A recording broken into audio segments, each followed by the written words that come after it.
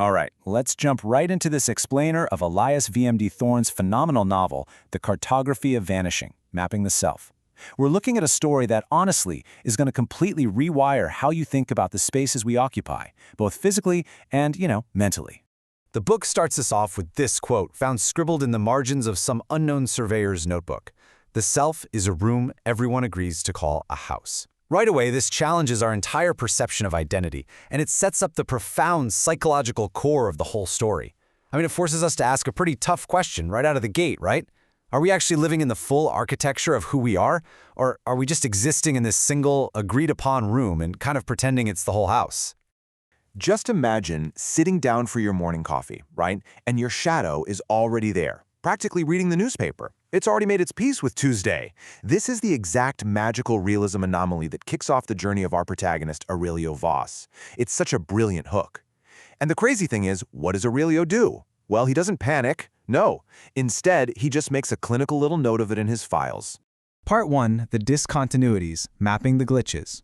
So we meet Aurelio in this threshold city called Meurthe. He's an ex-cartographer, basically a guy who obsessively documents these bizarre glitches in reality, which he calls discontinuities. And instead of actually participating in life, Aurelio just stands entirely on the outside. He's just observing the world's absolute failure to behave consistently with itself. And his methodology? It's fascinating. He records these impossible physical shifts, like a street somehow changing its angle from 17 degrees off true north down to 11 degrees, and he does it with this cold, bureaucratic precision. The crazy part is, the street itself hasn't physically moved. The buildings haven't shifted an inch, but its relationship to north has totally changed. So, as Aurelio logically concludes to himself, his map definitely isn't wrong, reality is. So Aurelio compiles what he calls an index of these moments. That thing with his shadow arriving early, that's entry number 412. Just think about that level of detachment for a second. Over 6 years, he has found 412 impossible anomalies, but he remains a completely detached observer. He absolutely refuses to ask what any of this means for him personally. He catalogs rather than, actually inhabits his life. Part 2, the Threnody phenomenon, room 4 and beyond. So Aurelio's journey really accelerates when he gets invited to the mysterious room 4 by this woman who introduces herself using 3 completely different names. Now get this, room 4 is physically 8 feet wider than the building itself even allows. Mathematically, it shouldn't exist, but it does. And it's here that Aurelio is introduced to the concept of threnody. Basically, reality here isn't just broken, it is literally bending under the weight of human consciousness. This concept of threnody was discovered way back in 1967 by a surveyor named RVV.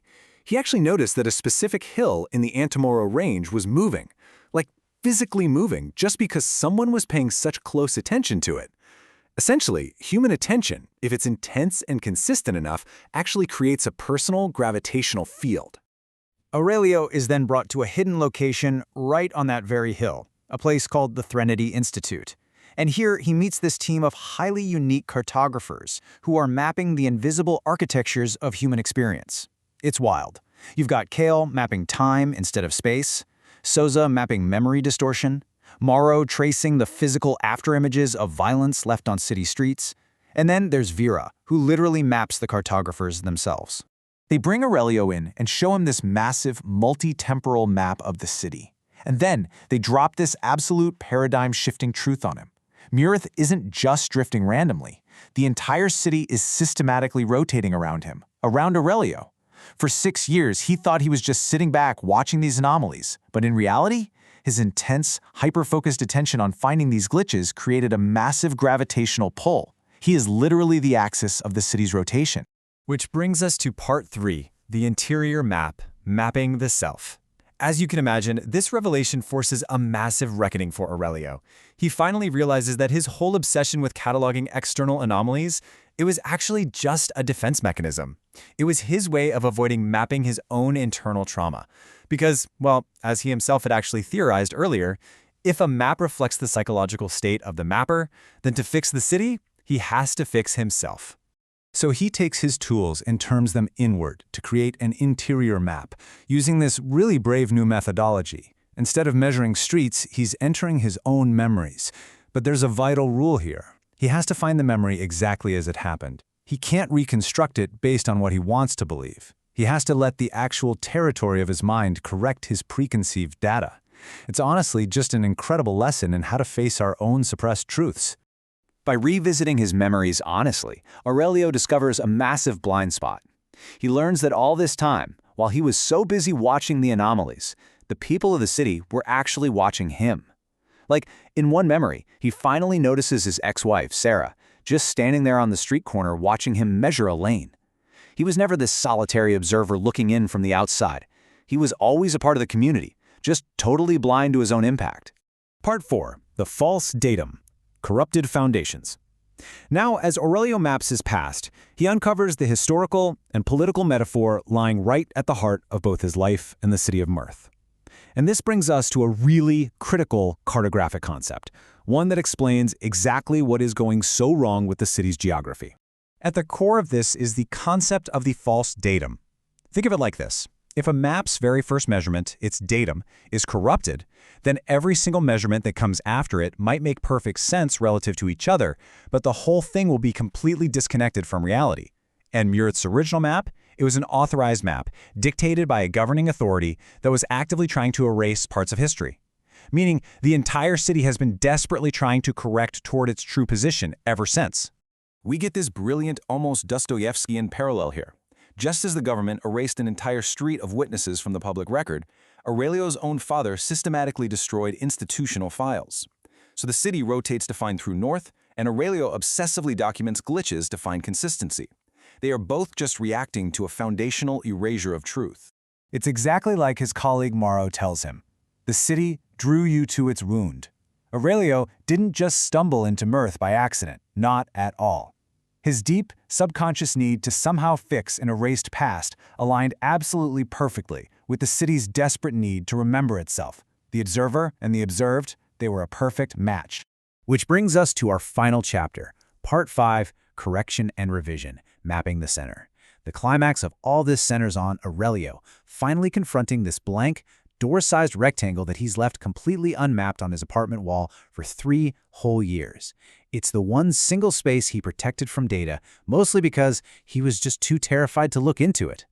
But when he finally maps his own suppressed consciousness, what he actually finds is incredibly profound. The self he abandoned, that part of him he hid away in that blank rectangle, it isn't some angry monster waiting to punish him for ignoring it. No, it's just a waiting self, and it is so glad that he finally showed up. After years and years of total detachment, he experiences something truly radical. He actually feels loved by himself. And as Aurelio finally achieves this internal peace, basically calculating the correction for his own life, the city responds outwardly in this breathtaking sequence of magical realism. I mean, Madame Ostrava's roses literally start weeping actual water. The broken clocks in the repair shop, they suddenly reset themselves to their true times, jumping back 30 years. And that forgotten street of witnesses, the Rue de Théma, physically reappears right there in the city's geography. Even against this massive bureaucratic pressure from the Department of Cartographic Standards, who, of course, desperately want to maintain the fake authorized reality, Aurelio stands his ground. He finally reunites with his ex-wife, Sera. He realizes that, ultimately, a finished map is a dead map. The beautiful truth is that we are never fully finished, or, as he writes in his notebook, the self in revision is alive. I am in revision. So as we wrap up this explainer, I really want to leave you with this final, profound challenge. Think about the false datums in your own life, right? If you finally stopped looking at the authorized map you were handed, what would the blank spaces in your own interior actually reveal? Are you ready to map your own unmapped territories? Just let that sit with you for a bit.